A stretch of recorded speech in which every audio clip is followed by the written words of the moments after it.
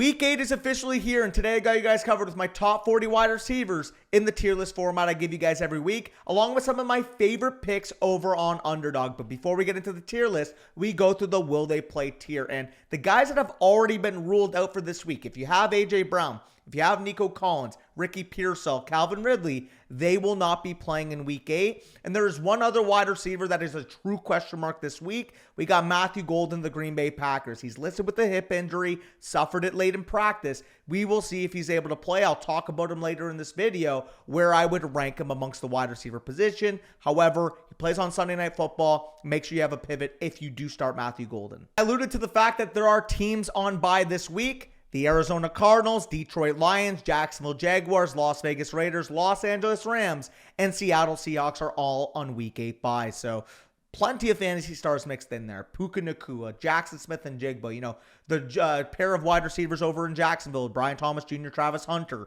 Amon St. Brown, Marvin Harrison Jr. There are plenty of guys outside of your lineup this week. Just make sure you're not the doofus that leaves them in. But let's move over to the official tier list, starting off with my tier 1 this week, the S tier wide receivers. We have Jamar Chase, Sedarian Lamb, Rashee Rice, Justin Jefferson, who played on Thursday night, and Emeka Egbuka of the Tampa Bay Buccaneers. Starting at the top, we have Jamar Chase, the guy that was probably picked first overall in your fantasy league. He is back and he is ready to roll, because in these last 3 games, we have seen Jamar Chase remind us why he is an elite fantasy football wide receiver. 3 straight games of over 20 plus PPR points, top 5 wide receiver in scoring in each of the last 3 games. And what's remarkable about Jamar Chase is that obviously he started the year slow, but if we look at his overall usage compared to past years, his past season high in target share was 29.7%. This year, he's operating as a true target hog. 34% seasonal target share. We saw 23 targets from him from Joe Flacco last week. I think it's as safe as it gets. He's got the matchup. He's got the usage. Top 5 overall game environment for Jamar Chase. The Jets cannot cover the passing game, and as we've seen from Jamar Chase, he can explode on any defense. Next up at number 2, we have CeeDee Lamb of the Dallas Cowboys, and sure, you guys will see 15.1 points per game on the screen, but if you exclude the game that he left early in the first quarter against Chicago, he's been a 20 PPR point per game scorer, and he's commanded a 29.1% seasonal target share despite George Pickens and Jake Ferguson cooking on the other end. And in terms of the game environment, this is a smash spot for Lamb. Highest overall game total, second highest projected pace of the slate, and the market just expects these two offenses to explode on Sunday. 425, going to be a big kickoff, and with CeeDee Lamb, I understand people will point to, well, you know, Pat Surtain, very, very good corner on the other side. With the way George Pickens has been playing, I do think we're going to see Pat Surtain split time on who he's on. Is he going to be on CeeDee Lamb the majority of the time? Going to be on George Pickens the majority of the time? Honestly, I don't really care. This Cowboys offense has been playing too well. Dak Prescott's playing MVP level football. And with Dak Prescott, we have seen him pass for 250 plus yards and 2 plus touchdowns in all but 2 games this season. You're firing up CeeDee Lamb with wide receiver 1 overall upside this week. Next up, in a deserved member of this top tier, we have Rashee Rice of the Kansas City Chiefs. And if you just isolate the 12 games since his rookie bye week, so keep this in mind, 2023 week 10 bye for the Kansas City Chiefs. If you take his splits week 11 on, include those 3 games we saw last year and his game back this year, we are looking at an 18.4 point per game receiver. His 17 game pace is that of a legit number 1 wide receiver. And it's pretty simple. He's the clear number 1 for Patrick Mahomes on an offense implied for nearly 30 points this week. We saw, despite limited snaps last week, only 48% of the Chiefs are out. He commanded a 47% targets per hour run and 23.2 PPR points. Rashee Rice, he's the layup guy in this offense, an offense that's been humming on all capacity, and I am trusting him to deliver once again. So give me the higher on his 12.85 projection over on Underdog. At number 4, this is where Justin Jefferson locked in. Obviously not the greatest game overall, but if you look at the peripherals, 11 targets, 7 receptions, 74 receiving yards. If you bank in a touchdown there, you're looking at over 20 PPR points. Again, 14.4, solid but unspectacular performance, but Justin Jefferson's going to be an elite tier wide receiver because he's Justin fucking Jefferson. And coming in at 5, a guy I do believe deserves to be in this tier is Emeka Egbuka of the Tampa Bay Buccaneers. Mike Evans, of course, against the Detroit Lions suffers what appears to be a season-ending injury. injury, and who knows when Chris Godwin's going to return. The last man standing in this receiving corps is the rookie wide receiver with Igbukah, and with Emeka Igbukah, we have seen this guy pace as a 20 PPR point per game receiver when he was fully healthy early in the season. With Emeka Igbukah, he was at a 20.5 seasonal point per game, despite only a 23% target share. Without those two in the lineup, what if we see him command 35% of the targets? We could be looking at an Amon St. Brown light type of situation here. Moving off the S tier, what I would describe as the elite wide receiver ones in week 8, we head on to my other tier here, which is what I classify as the other wide receiver ones. Drake London, Rome Odunze, Devontae Smith, Cortland Sutton, George Pickens, Ladd McConkey, of course, also played on Thursday night, and Chris Olave of the New Orleans Saints. We'll start off the top with Drake London, because if you look at, potentially what he did in the 2 weeks prior to last week, you could very well make the case he should be in that elite tier, number 1 tier at wide receiver.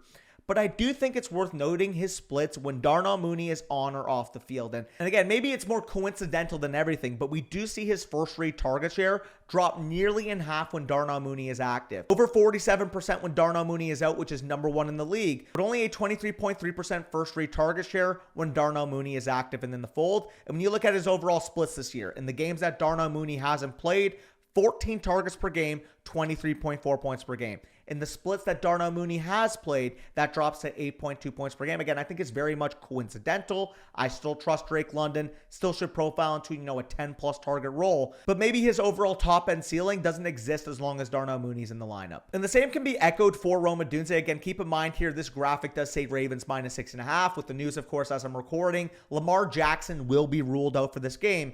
I would expect this to drop maybe, a Ravens 1.5, maybe a pick'em type of projection. I really do think Lamar Jackson being out is a big time needle mover in the spread. So keep this in mind. The over-under is at 49.5, which is the second of the slate. That should be more so close to the 45.5, 44.5 level play once the market adjusts for no Lamar Jackson.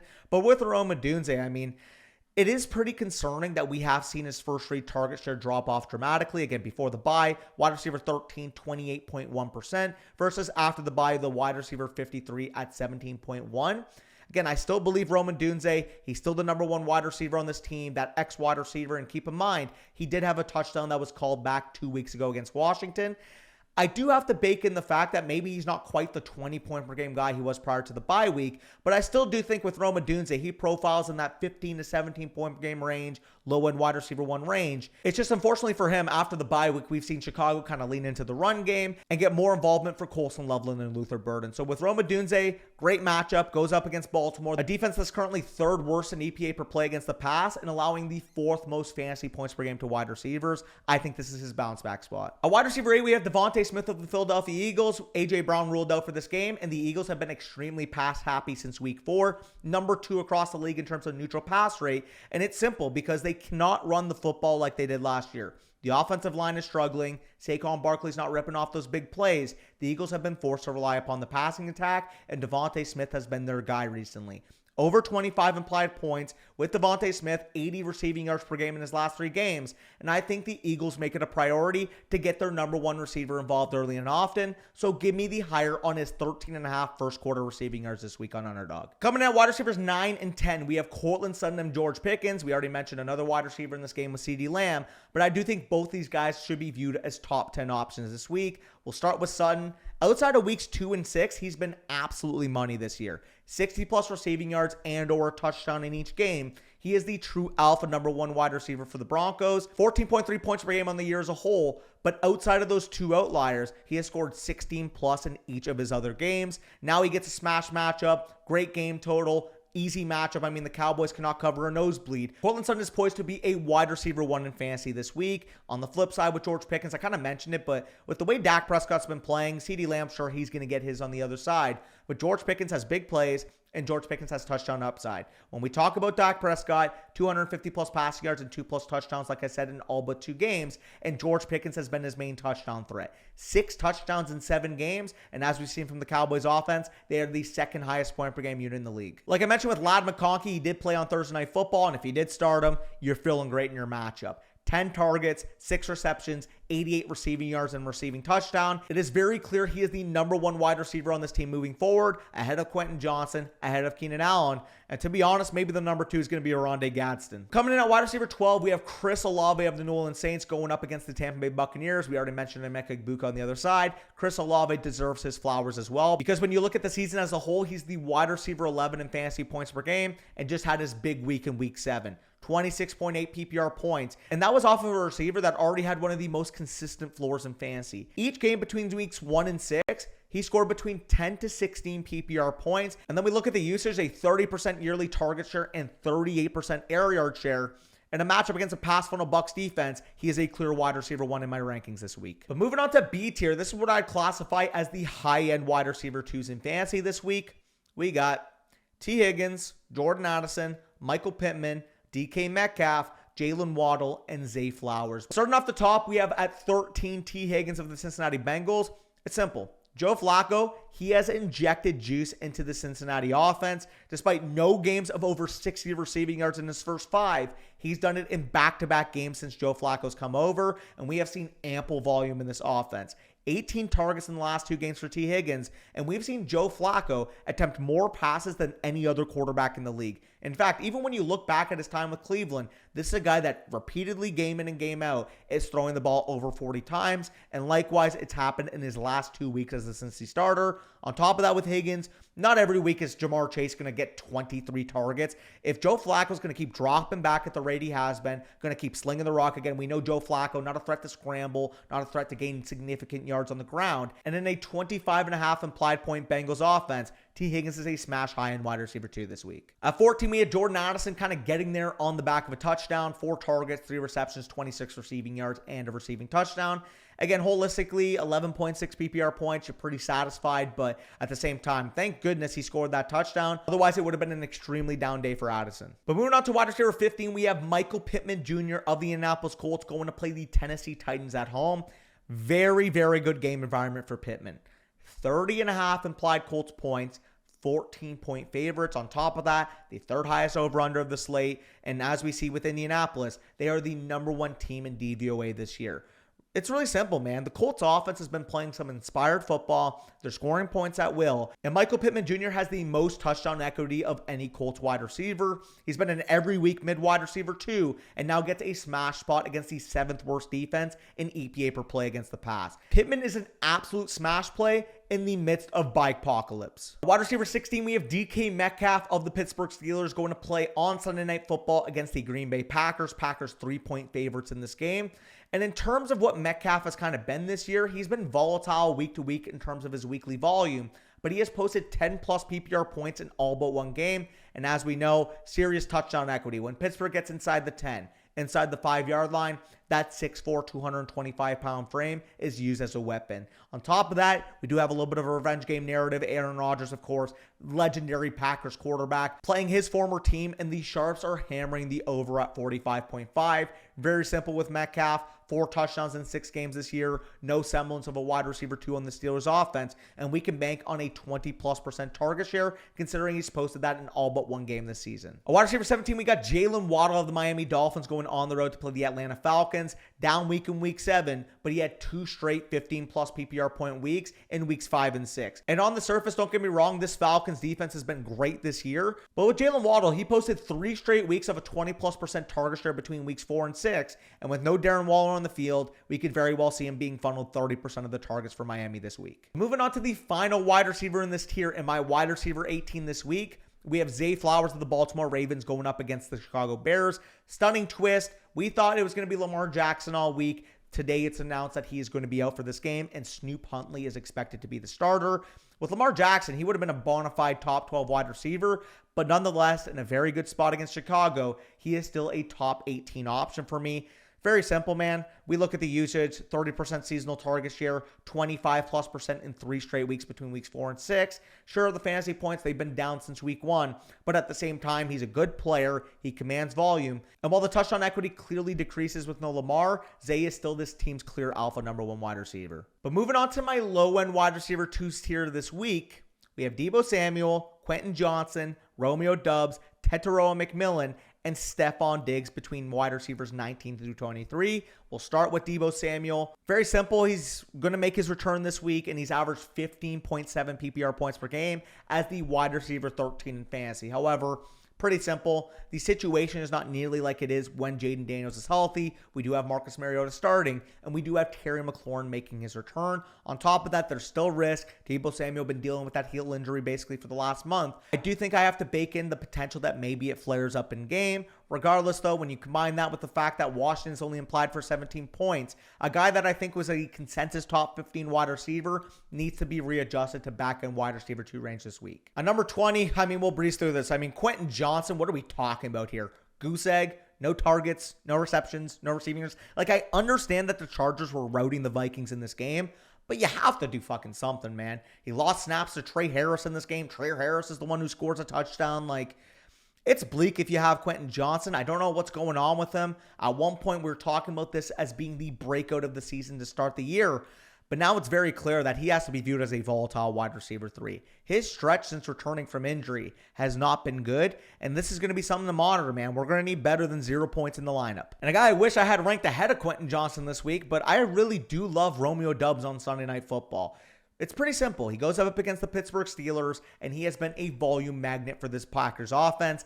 8+ targets, 10+ PPR points in each of his last 3 games. And of course, that's mixed in with the spike week he had against Dallas. 3 touchdowns in that game. And as we know, Jordan Love trusts his number 1 X wide receiver. And for a Packers offense implied for over 24 points at home, I think he's going to continue to be this involved. And if he does keep it up, he should be viewed as a low-end wide receiver 2 moving forward. Next up at wide receiver 22, we have Tetairoa McMillan of the Carolina Panthers. He's averaging 11.9 PPR points per game this year. And prior to week 7, has posted a 20+% target share in each game of this season. He goes up at home to play the Buffalo Bills this week. And while I can't rank him as the high-end wide receiver 2 his usage is dictating, at the same time, I do think we're due for that true breakout week for Tetairoa McMillan.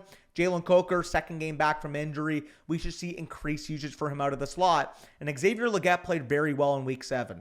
Having 2 guys that can really take the pressure off of McMillan could poise for more valuable targets in this game. We saw him score his first 2 touchdowns against Dallas, and I very much think that 6'5", 220-pound frame, and what should be a pass-happy script going up against Buffalo for this Carolina offense, I think we finally see the breakout this week. Can't rank him much higher than this, but I am optimistic for Tetairoa McMillan given the usage. Finally, at wide receiver 23, we have Stephon Diggs going up against the Cleveland Browns this week. And quite simply, if he was playing, 80+, 85+% of the routes, he'd be much higher than this. But the issue keeping him back is the inconsistent snaps he sees on this offense. Because when he is on the field, he is getting targeted like a true alpha wide receiver.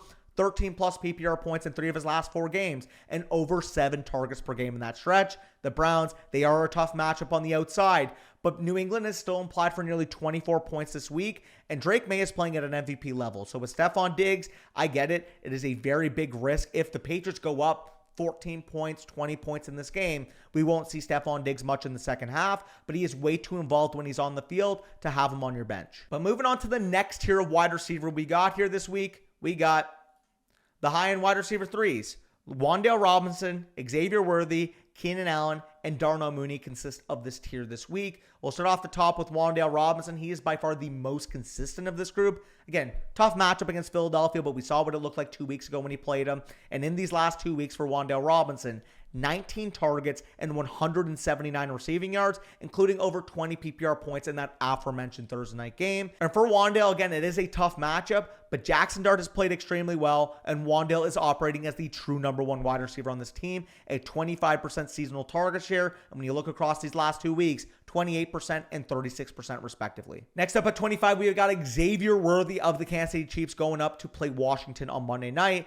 And pretty much with Xavier Worthy, he's kind of turned into Jameson Williams. Again, you're banking on that spike week, high-octane Chiefs offense. But as we saw, Rashee Rice is the number 1 wide receiver on this team. When the Chiefs offense needs layups out of the slot, layups across the middle of the field, Rashee Rice is their guy. And unfortunately, we have seen Xavier Worthy delegated to a designated deep threat, only 12% of the targets in week 7. However, Mahomes, he's playing at MVP level football, and the Chiefs are implied for nearly 30 points this week. So if there is going to be a ceiling week for Xavier Worthy, it will happen this week. But if it doesn't come, man, I view him no differently than Jameson Williams. At 26, we had Keenan Allen, who did play on Thursday night. 5 targets, 4 receptions, 44 receiving yards. Down week against the Vikings. And he will be a follower moving forward. Again, I did want to give him the benefit of the doubt after a big Week 7 game.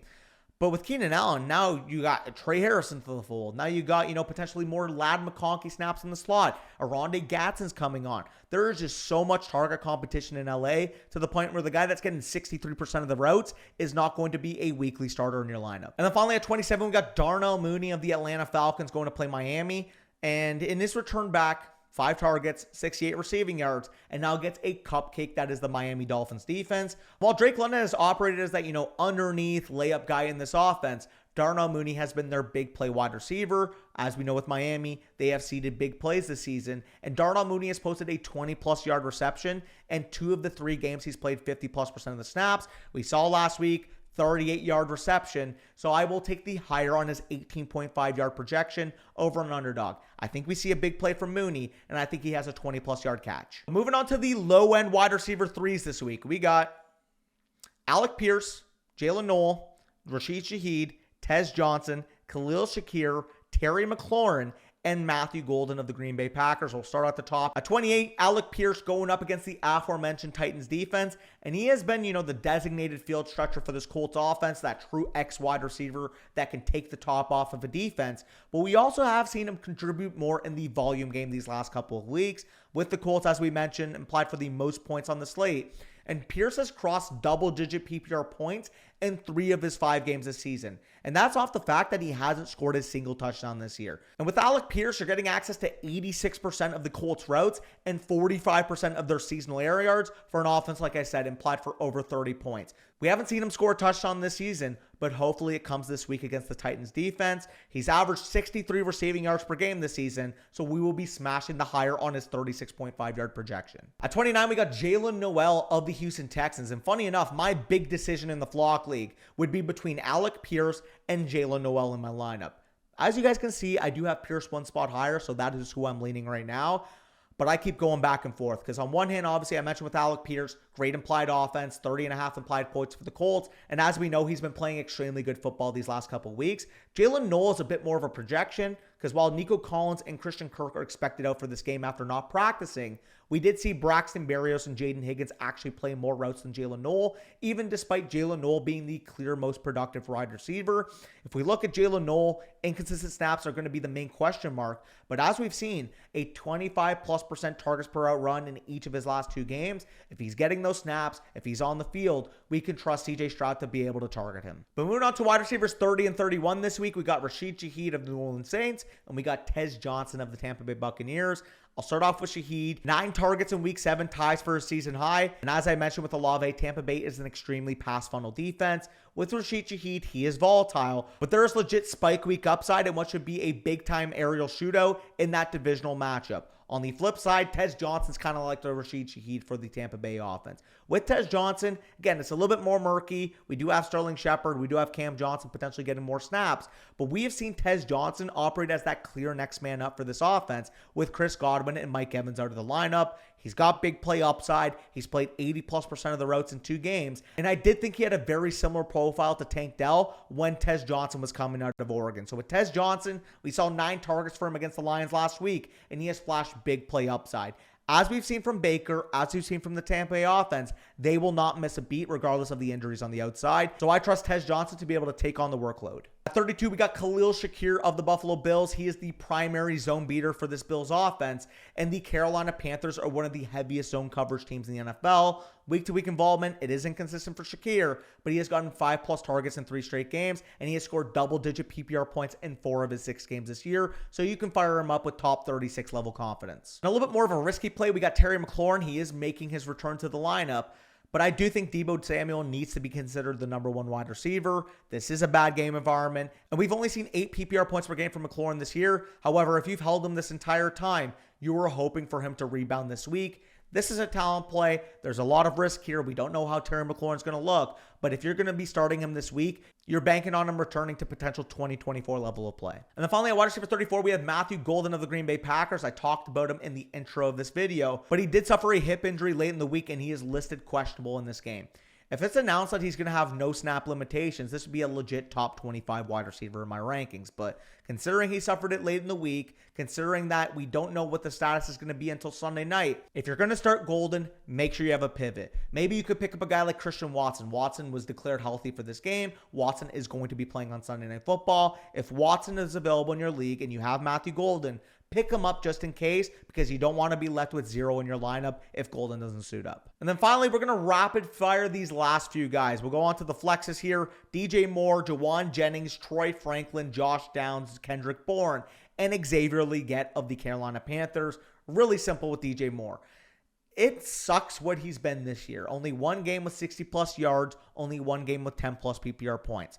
But this is a smash game environment. He's going on the road to play Baltimore, a defense that has been bottom 5 against wide receivers this year. And DJ Moore, despite how gross it's been, has still been a full-time road share player. If he doesn't pay off this week and buy Coplips, I don't know when you will ever start DJ Moore in your lineup. 36, we got Jawan Jennings of the San Francisco 49ers, 7 targets in his past game after a big stretch of dealing with numerous injuries. There was a report a few weeks ago he was dealing with 5 broken ribs. We finally saw him return to his early season level of play in week 7. It is a tough matchup, but he looked a lot healthier last game. 93% of the team routes and 30% of the team targets in week 7. If he maintains that role, he has top 24 wide receiver upside this week. At 37, we already talked about 2 of his teammates, but this is where Josh Downs will find his way into your lineup. He's going up against Tennessee like Pittman, like Alec Pierce. And with Josh Downs, he got 15 targets in weeks 5 and 6. The issue with Josh Downs is he's only been relegated to slot wide receiver snaps out of 11 personnel, but he is a very good slot wide receiver when he is on the field. But he's only played on 63% of the Colts routes this year. Maybe we see that increase moving forward, but until it does, he is a volatile flex play. At 38, we got Troy Franklin of the Denver Broncos going up against my Dallas Cowboys. The usage has been very bad these last couple of weeks. He's losing snaps. We see more Marvin Mims. We're seeing more, Pat Bryant in the lineup. But even with the decreased snap share this past week, he had 10 targets and a touchdown. And of course, Dallas, we can't cover anybody down the field. Troy Franklin, 6'3", 180 pounds, can separate on the third level. I wouldn't be shocked if he caught a touchdown or 2 against us. At wide receiver 39, we got Kendrick Bourne of the San Francisco 49ers going to play the Houston Texans this week. Very simple with Kendrick Bourne, 80+% of the routes in 3 straight games. And in 2 of those 3 games, he was a top 12 weekly wide receiver. However, George Kittle wasn't on the field when he really popped off. And Houston represents a difficult matchup for Bourne. Mac Jones is playing well, and Kendrick Bourne has big play upside, but he is a volatile 4th option in this passing game. George Kittle, Christian McCaffrey, Jawan Jennings, all going to get targets before Kendrick Bourne. And then finally, we got Xavier Legette rounding off this list as my wide receiver 40 this week. He's coming off his best game of the season in week 7, and he's quietly scored 10 plus PPR points in 2 of his last 3 games and has run 90+% of the team routes in back-to-back weeks. However, I do think Jalen Coker, he only played 37% of the snaps last week. But for what we know right now, Xavier Legette is the number 2 wide receiver on this team. And as we know with him, size, speed, big playability in a big-time game environment, I like him as a flexible option in my top 40 this week. But either way, if you guys enjoyed, make sure you leave a like down below. Comment your biggest start-sit decision. I'll try to get to as many as possible. And of course, we talked about our flex entry over on Underdog. Devontae Smith higher than 13.5 receiving yards in the first quarter. Darnell Mooney higher than 18.5 longest reception in this game. Alec Pierce higher than 36.5 receiving yards. And Rashee Rice higher than 12.85 fantasy points. You put those together, you make a flex entry over on Underdog, and you add this 50% profit boost token. Let's eat together. Good luck in your matchups this week. Let's take it down in week 8. I got a tough task in the Flock League going up against Avery, but we are trying to stack W's and gain momentum.